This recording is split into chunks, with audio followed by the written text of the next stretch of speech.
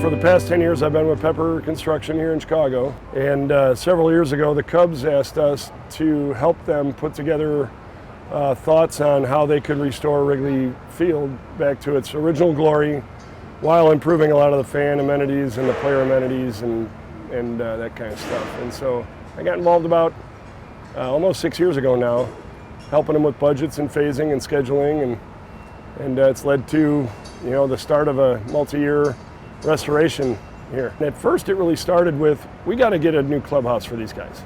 It's just really not a professional Major League Baseball clubhouse. And then really what it turned into is a bigger vision for the Ricketts family. They started with these 4 key principles. Restoring Wrigley Field, fan amenities, player amenities, and then just revitalizing the infrastructure of the ballpark. There's concrete spalling that's 100 years old. There's ADA, Americans with Disabilities access issues that just weren't designed in the 1914 era. And so for 6 years, we've been talking about what is that vision, how can we accomplish that vision, what does that vision cost, how would we schedule that vision out in multiple phases. We talked about this being a very central destination for the state of Illinois and the city of Chicago in terms of visitors and being a tourist destination point. The Ricketts know how important this facility is to this neighborhood, and their key fundamentals when they acquired the Cubs is bring a World Series trophy to Wrigley, right? Be a good neighbor, and restore Wrigley Field. Those are their 3 fundamental, and all the decisions are based on that. The restoring Wrigley part was something that we could help with, but we're also part of the be a good neighbor.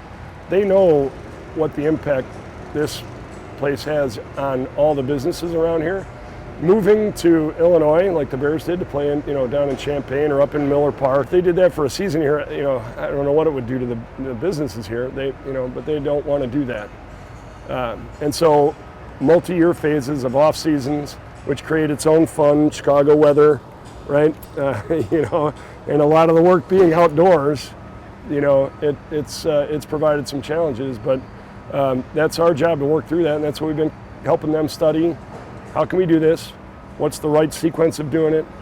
What's the right dollars to appropriate for it? And that's what we've been doing, and that's what we started this year. Opening day is going to happen, like it or not. So there's no ability to say, well, you know what, why don't we open, tomorrow, right? And so the deadlines are firm. Then you've got the weather in Chicago. You've got all sorts of other external factors and landmarks, approvals of what we're able to do on this certain piece of the ballpark, and all of those things play into challenges and hurdles of and what we need to overcome. And luckily, though, Pepper as a company is I firmly believe the best company, certainly that I've worked with, and in Chicago that I know. The people that we have here on this project are because they're Pepper people, and we were able to just assign them to this project. We have the best staff of any construction project. It's made it a lot of fun, and mixed in with a lot of different types of emotion.